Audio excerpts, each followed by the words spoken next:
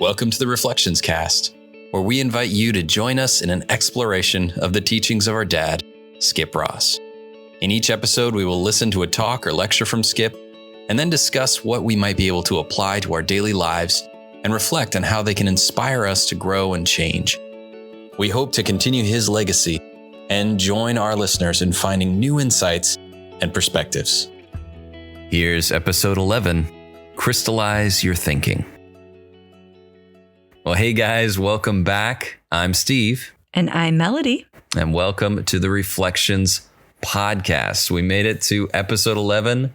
And guys, in this episode, Skip is moving from feeding us the knowledge of goal setting to the process of goal setting. I know it's been a long pull down this lane, but we're finally here, guys. And it's going to be an awesome episode. So get ready. And again, we invite any of that feedback. If you've appreciated these last couple episodes that we've been doing about goal setting, let us know in comments. Give us a thumbs up. Give us a review on whatever podcast platform you're listening to us on. And we would love to hear from you. And as well, give us some feedback on topics you'd also like us to check out in the future, because we've got a lot of recordings with Skip. We got a lot of stuff that we'd like to pursue, but we want to know from you. What is it that you guys want to hear? So before we get into it, Melody, there's something I want to hear about, and that is Pioneer Circle. Can you tell us about Pioneer Circle? I certainly can. Awesome. We are having lots of fun with the Pioneer Circle. New families continuing to join as we work towards our first 100 families for our Pioneer Circle, which is essentially a subscription-based curated content for teenagers and their families, pioneers of the next generation. And we've just been having a lot of fun with our awesome group of kids, the families who support them, and we have some people in the circle whose kids are long grown and gone, but who still want to be a part of receiving that content. So it's just been awesome. I did want to say this week that if you happen to know someone who you think would benefit from this community, which is essentially, they get text messages every day with encouraging videos, encouraging images and messages. They get weekly emails with all of the content put together. And then they also are invited to the monthly coaching calls, as well as having access to the Every app, which is our goal setting app, which is very cool. So if you know of a family or two or three or 10 who might be interested in taking advantage of that content, we would absolutely love for you to share this with them, because that's how we're going to be able to grow the Pioneer Circle. And the future of Circle A is by you guys helping to spread the word. So you can send people to circleacamp.com/pioneers, and they'll be able to watch several videos and read a lot of information about everything that we're doing, and you can get them connected. So if that's something that you might have a connection for, we would love for you to share it. One other thing I wanted to mention is that there are also a few families on a waiting list for scholarships, people who don't necessarily have the funds at this moment for their family to be involved, but their teenagers would love to receive this content.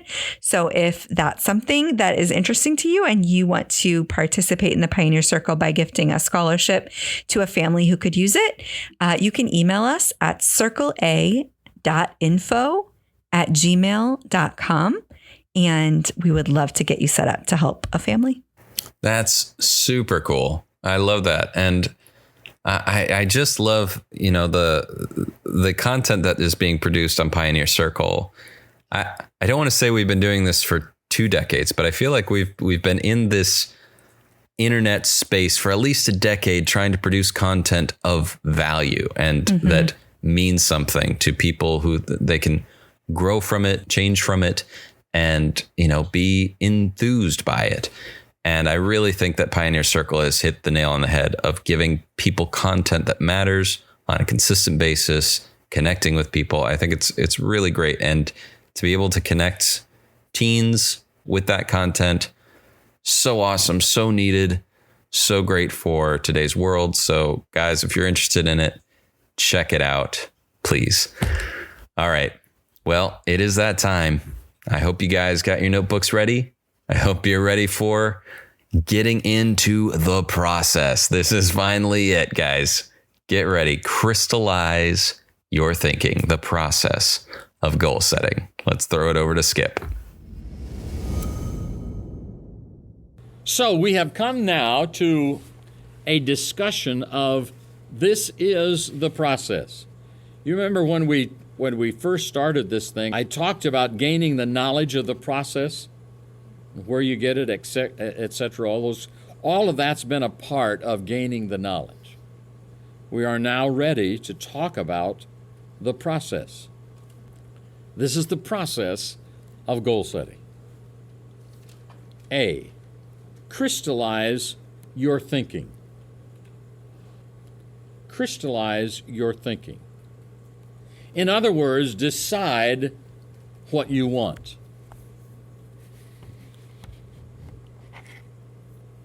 I believe that it was Will Rogers or Abraham Lincoln. One or the other of those two. The names are very similar, so I sometimes get them confused.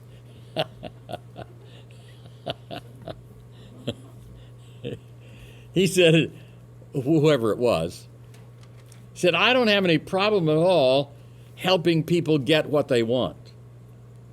What I have a problem with is people deciding what it is they want. In conversations with people about what they want, I discover that a large majority of what they talk about are things they don't want. On the way to trying to define what they do want, they talk more about what they don't want, as if by magic somehow this negative stream of what I don't want, it's going to morph into this very positive, this is what I want in life. If I get enough boundaries out here that say what I don't want, then obviously it's going to clearly show what I do want. Apparently, there are a lot of people who think that way. Unfortunately, it just doesn't work that way. As long as we continue talking about the things we don't want, we are more likely to be perpetuated in those things we don't want. Because that is where the mind is focused. Whatever we talk about, the mind begins to focus upon.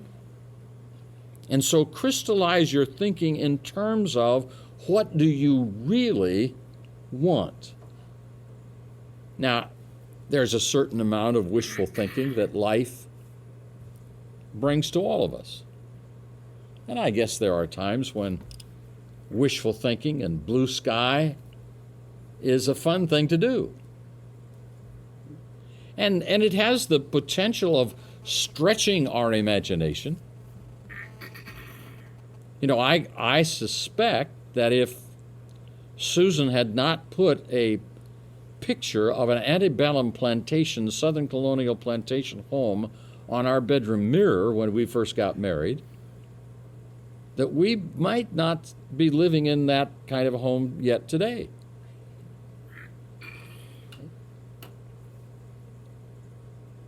But when we first put it on the mirror, in fact, as I recall, the first mirror was in that little apartment where I lived in Cuyahoga Falls. And then moved it to our bedroom mirror, and we were living with Bernice at that point in time. And then Bernice moved, and we stayed in Ohio. But boy, it was just kind of a daydream. It was kind of wishful thinking that someday we'd have a home like that. I suspect that when Susan saw Gone with the Wind the first time, that picture of Tara was indelibly stamped upon her wishful thinking mode of mind. And whenever she thought about the kind of home she'd like to live in, that was it. That was the antebellum Southern plantation colonial home that she wanted to live in. Did she really think that that was a possibility, that mansion kind of thing with the winding staircase? And it was probably more just blue sky wishful thinking at that point. So it has the ability to stretch us, but if all we ever do is to wishful think, then most of our life will be invested in frustration of knowing this great thing it would be nice to have if we could, but obviously we can't, because it's only wishful thinking.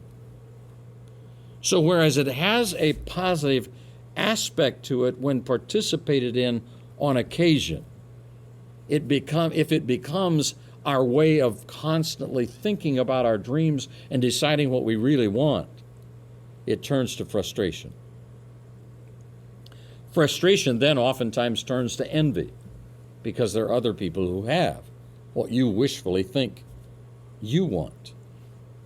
And we then begin to envy the people that have. And we make ourselves a part of the have-nots, instead of simply deciding, what do you want, really? This is not a casual process. It's a process that requires, in my opinion, some alone time, some real focused thinking about if it's something that I really want, I'm willing to do whatever it takes. Am I really willing to do whatever it takes? Is that how I approach it? Anything that's moral and ethical, if it fits within that confine, that's what I call burning desire. And for many years I've talked about burning desire. And remembering the very first time that I, looking back, realized I had burning desire. I didn't one day as a 10-year, 12-year-old say, whoa, what was that? That must have been burning desire. I was not aware of what that was. Here's what I knew. That baseball glove that had just been shown to my class of 13-year-olds was going to be somebody's. And I decided it was going to be mine, and it didn't matter what I had to do to get it. I wanted that glove, whatever it took. Now, in order to get that glove, you had to be the one in the class, out of about 30, I think, to read the most chapters of Scripture in a 3-month period of time. I was laughed at. I was called preacher. The people would ask me what I was reading, and I would try to avoid telling them. They obviously became aware that I was reading the Bible at lunchtime at school. I would fall asleep at night with my head down on the pillow or on the Bible, getting credit by osmosis. Now, can I be real honest with you? I did find some of the shortest chapters in Scripture. They're found in Psalms, by the way. If you're ever in a contest for reading the most chapters of Scripture, you want to read Psalms, but not all Psalms. The longest chapter in Scripture is also in Psalms. I discovered that one too in my reading during those days. I read lots and lots and lots of Scripture. When it ended up, I actually read more than twice as many chapters as any other kid in the class. People made fun of me, people laughed, people wanted me to play, people wanted me to go with them, various places. I did it for 3 months. I really wanted that glove. Now that was wrapped up in other wants of my life, which was not to be looked upon as unathletic. I was the shortstop on the church ball team, and I wasn't very good. And I made errors, and I missed the ball. And I thought if I got the glove, I would make fewer errors. It was such a huge glove, fingers this long. As a kid, it was massive, and it was all leather thong pulled together, the thumb and the forefinger. You just couldn't get a ball past that glove. You just suck it up, and I had to have it. So I was willing to do whatever it took. That's the burning desire we're talking about when we say crystallize your thinking. Get rid of all the other stuff, the wish for, hope for, wouldn't it be nice if. You can do that sometime also. But come to that point in your life where you really crystallize, what do I want? Here's my discovery for me, and here's what I continue to work on now, is to find those new things in my life that carry that same kind of power that little baseball glove did when I was 13 years old. That Circle A did in 1978.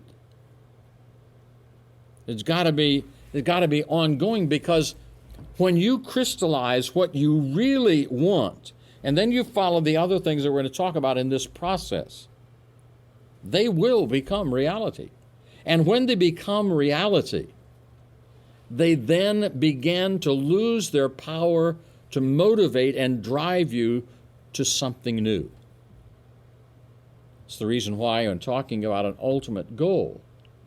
I talk about one which can only fully be accomplished after I'm dead and gone. That's the reason why Circle A, in spite of the fact that you see the reality of Circle A here, it's real, it's been operating for 35 years, and so in one sense it's accomplished, but in terms of the impact of it as it continues to flow out to other people, as it continues to move, as I find it does when I talk to kids while we're on the West Coast speaking at the West Coast Convention just recently. There were a number of young people there who had been here as campers, who are now moving on in their life, and they're doing various kinds of things. One gal there who is a top attorney now, and says everything I learned about dealing with people I learned at Circle A.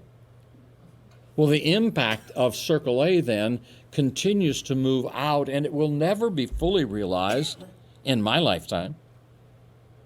So it has an ultimate part to it that continues to have the driving motivation to continue it, in spite of the fact that that initial satisfaction may have been accomplished and established and run, but it has a deeper meaning.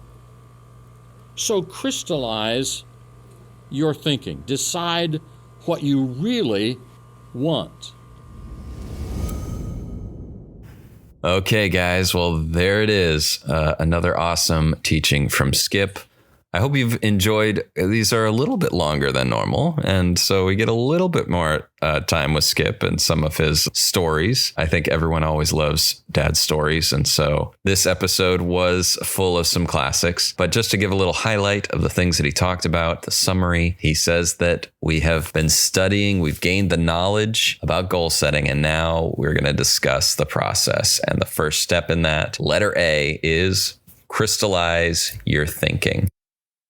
Meaning decide what you really want. And he says that so many times throughout this episode. Decide what you really want. Make it clear and specific. You don't want to focus on what you don't want. Whatever we talk about, our mind begins to focus on. And I think that's such a classic statement of Dad's, that you have to focus on what you want, not on what you fear or what you are afraid might happen. But focus on what you want. Don't focus on what you don't want. I think he's so right that plenty of people steer their entire lives around the things that they don't want to have happen and live their whole life in a state of fear.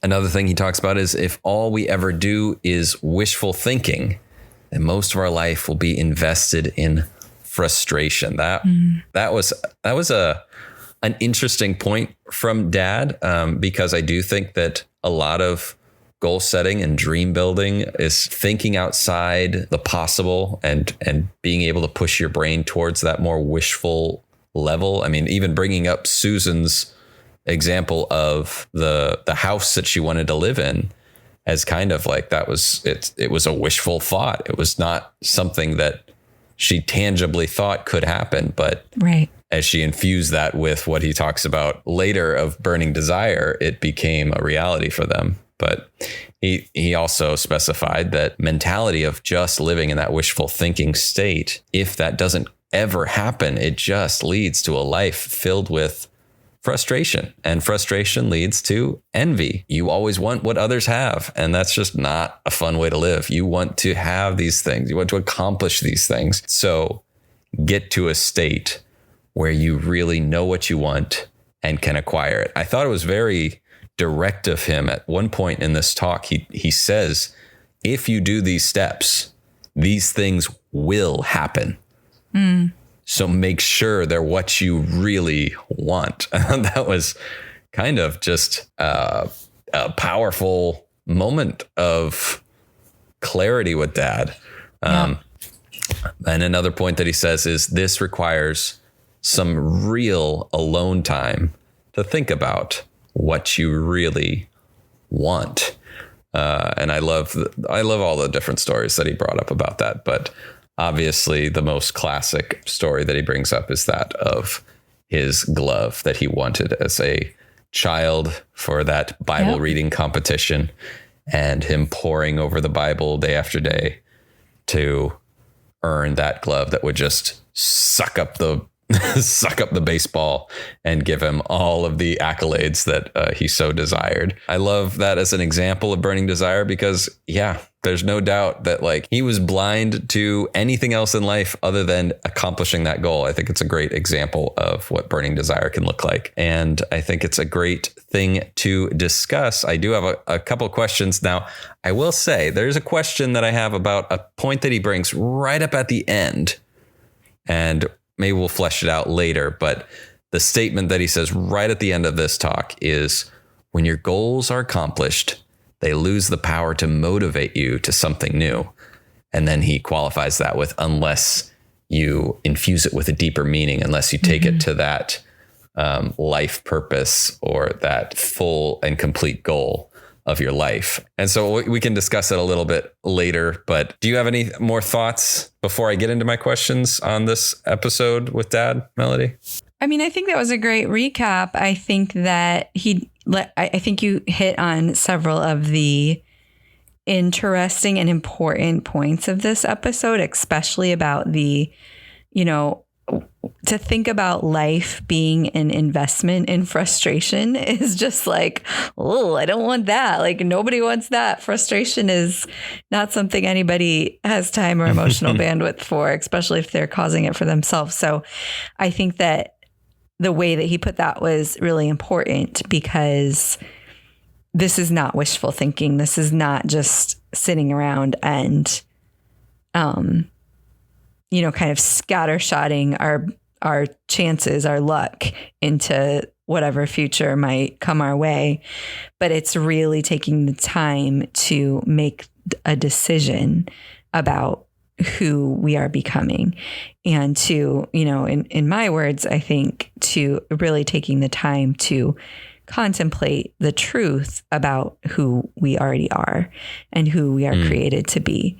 So, I do think it does require that alone time that he talks about, and this burning desire thing. I mean, we all love the classic baseball glove story. So I loved hearing him talk about that again. And, it is a great example of something that has a lot more meaning. I think, to me, burning desire has a lot more meaning, but I won't get too much into that because I know maybe some of your questions might be around that. So let's go to the questions. All right. Sounds good. Well, question number one, does focus really have such actual control of our reality? or just our perception of reality. And what I mean by that is if we choose to not focus on a negative outcome and only entertain the positive, if the negative outcome happens, we then just refocus on the positive aspects of the negative outcome and never really address the fact that our focus didn't change the outcome. Does that make sense? Yeah. I think that I think what you're asking makes sense. I think it is sort of a nuanced question. I think that yes, I would say that our focus does actually influence reality along with perception. So I think that it's more than focus. I think specifically it's words. I think that the words that we say out of our mouths do have power beyond what we just sort of think that we live with and that they do. I believe that words can create and they can destroy. So I think speaking things brings another level of power and control into reality. But I do think perception, both about the words that we speak and just the thoughts that we think, certainly, certainly those things, if we experience a negative outcome, we can still make it positive because we've been choosing to stay in the space of optimism. And that's great. But I also think, and I know Dad could tell a lot of stories. I think I could tell a few stories of also choosing that optimistic attitude actually being the determining factor in attaining the positive outcome. So I think it's both, if that makes sense. Yeah, I think you're right. And I think that, it's a nuanced question that has a lot to unpack about how we control what becomes our reality. Yeah. But I think he's definitely in the right in what he says about how, what we focus on matters. And if we focus on what we don't want, yeah, that's going to happen. But yeah, I don't know. Well, I think that, I think if we see negative outcomes as part of the path to our success, which essentially is what they are. I mean, failure is what it takes to succeed in many spaces, in many pursuits. So experiencing a negative outcome when we are choosing to believe that we are on the path to succeeding in this goal or this thing that we've set out to do, experiencing those negative outcomes, if we're keeping our perception in an optimistic space, is just the next step on the journey towards success. So I think that can help us too. Gotcha. I like it. All right. You ready for question number 2? I think so. All right. So question number 2, how do you find that thing that gives you burning desire? What is this motivational process that's required to create burning desire? For Dad, it seemed in his example that his burning desire for that glove came from a problem that he was struggling with, an insecurity about his athletic ability. He's the shortstop that just wasn't able to achieve what he wanted and didn't want to hear any ridicule about it anymore. And so he needed that glove to fix that problem. And it seemed to motivate him to massive extremes. So is that what it takes? Is it a problem that creates burning desire, or can it be combined with things like a wishful thinking goal? What is it that is required? Is my question. Mm-hmm. Well, yeah, I mean, I have a pretty particular perspective on this question that may not be shared by everyone. I think Dad would have shared it if we'd have gotten to discuss this specifically.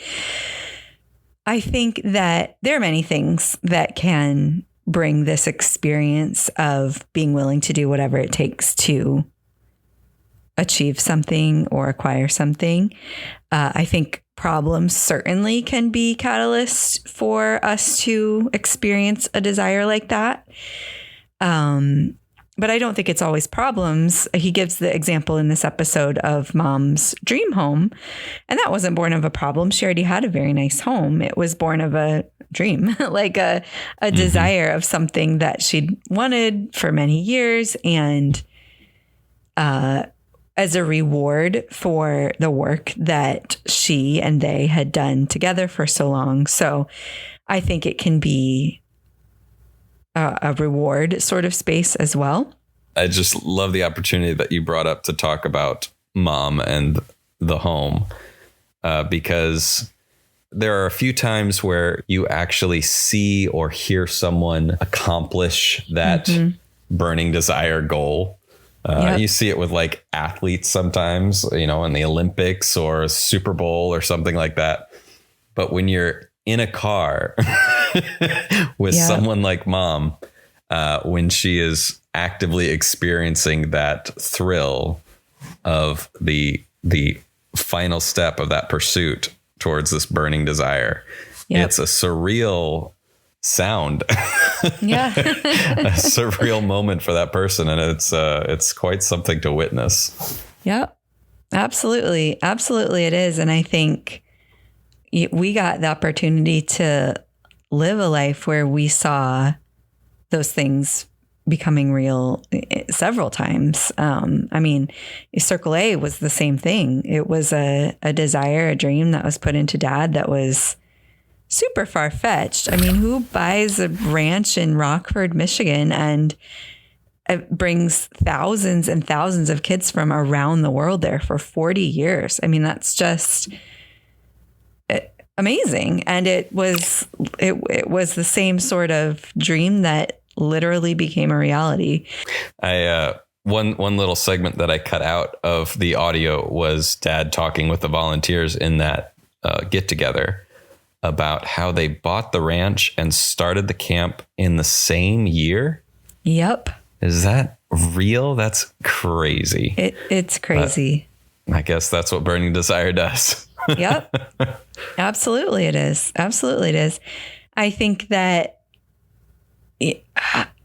people might hear this and feel like, well, I've never experienced burning desire. I've never started a camp. I've never bought a dream home, and I didn't play baseball when I was a kid, so I don't know what this is. And I don't think I think there are different sorts of experiences of this that we have in our lives. I think being in love for the first time or for the real time is a similar sort of situation where you realize, like, this is the one that I want to be with for the rest of my life. And it's just simply the most important thing to me to be able to be with this person and whatever that looks like in that relationship. So I think many of us experience it in that sense. I was thinking of examples in my own life, and, I haven't started a camp or bought my dream home yet, but, I've done smaller things that I feel like were similar paths of choosing to see something all the way through, such as, the book publishing company, Lost Poet Press, that I started and continue to publish books there. Like, that was the dream of a small kid who wanted to write books and publish books. And then, that did become a reality. And it was in a similar sense to Dad, taking his Bible all around and reading it wherever he went. I mean, I was certainly out of balance in my life for a while, editing our first few books and putting in literally countless hours to get those books out into the world, because it wasn't for anyone except me, because it was a desire that I had. It was a thing I wanted to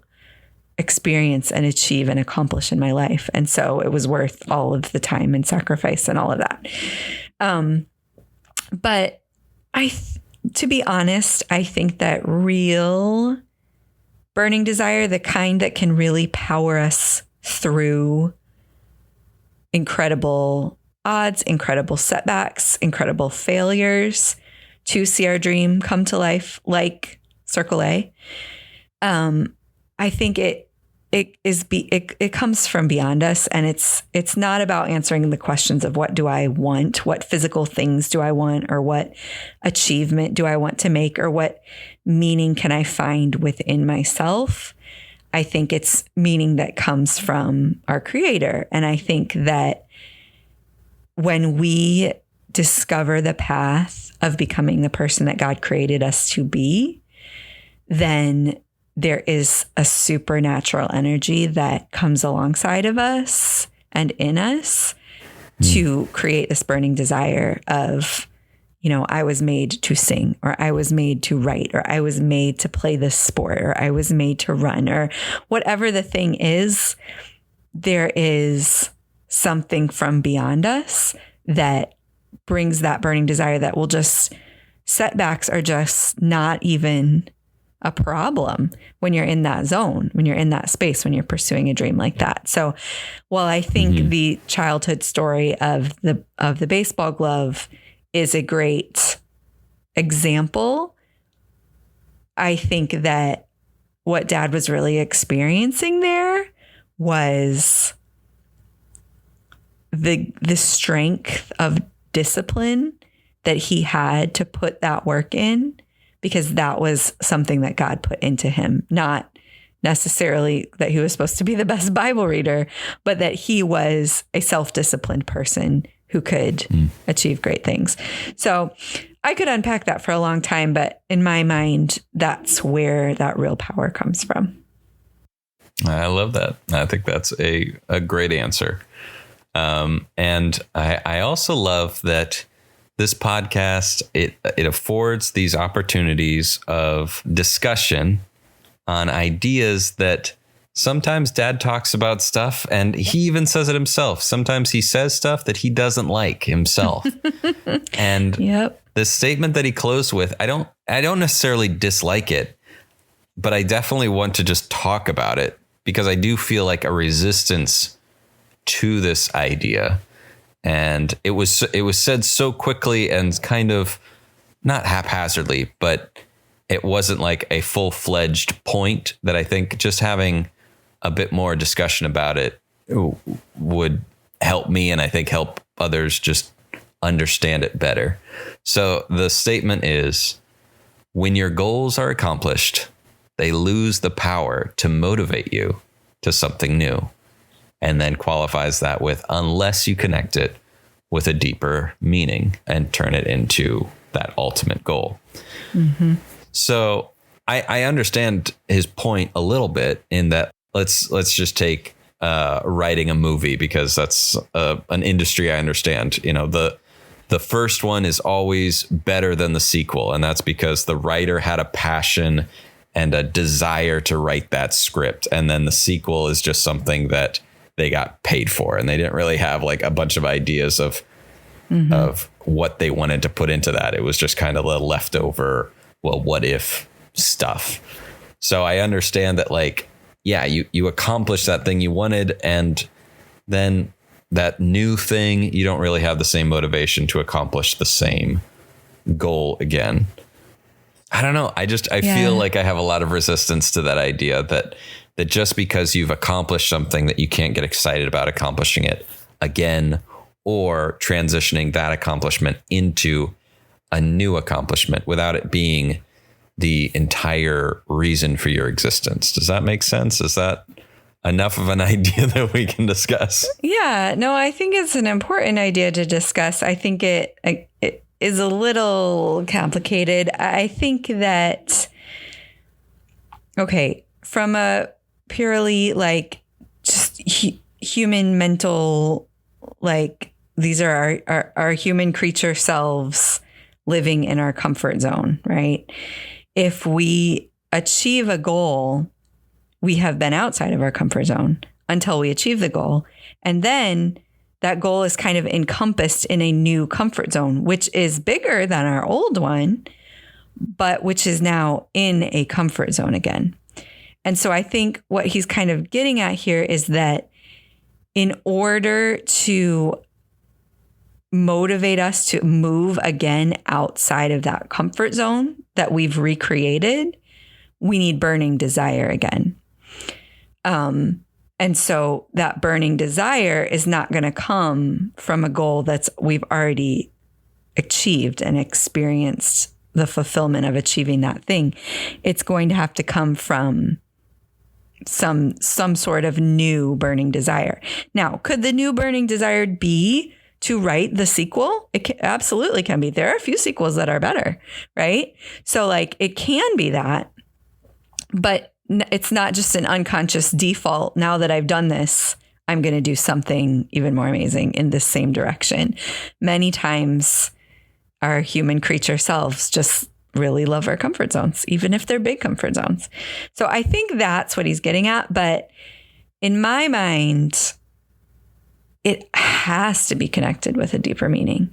Like in my mind, I don't really want to waste my precious life on any goal that isn't connected with my deeper meaning, ultimate goal space, because we're only here a few short years and most of it just turns to vapor. Like most of it is just meaningless. It really does. What the house that I live in, does it really matter? The car that I drive, the vacations that I take, like these things matter in the sense of, to me, like, do they bring joy to my family? Okay, well then that's a worthwhile effort to a certain degree. But if I'm thinking about burning desire that's really going to motivate me to like work late nights and, you know, sacrifice time with my family and be outside of my comfort zone, it's not a material thing that's going to motivate me to do that. And it's not a like success type achievement that it's going to motivate me to do that. It's going to be the deeper meaning, ultimate goal space. So I think that maybe what he's saying without saying it is like, you got to connect the stuff to a deeper meaning or you're not going to be able to maintain the burning desire to keep growing. So maybe that's not what he's saying, but that's what I'm hearing, if that makes sense. I get it. Yeah, I love that response. And I think that Dad would appreciate that continuation of the thought as well. And thank you again, Melody, for giving all these responses for all these questions. I thought that this was a really interesting episode, a fun episode to just spend time in a story with Dad, but also a great point that leads us from that knowledge of how to goal set to the discussion of the process. And we've got some, I mean, I won't say it's all downhill from here. I'll say like we've hit the peak of the roller coaster and it's going to ramp up real fast now. Awesome. So get ready for some great bullet points of goal setting coming in future episodes. So I can't wait to get into it. Yeah, I can't wait to. It's going to be awesome. This has been a great episode, and I am confident it will continue to inspire us and challenge us as we go. So thank you guys for joining us on this journey with the Reflections Cast. Remember that your support means everything. So if you enjoyed this episode, don't forget to hit that like button, write us a review, or leave us a voicemail. And please share this episode with friends, family, or anyone you think might benefit from our discussions. We believe in you, and we're committed to help you thrive on your journey of discovering all you were created to be. Until next time, keep reflecting, keep growing, and pass it on.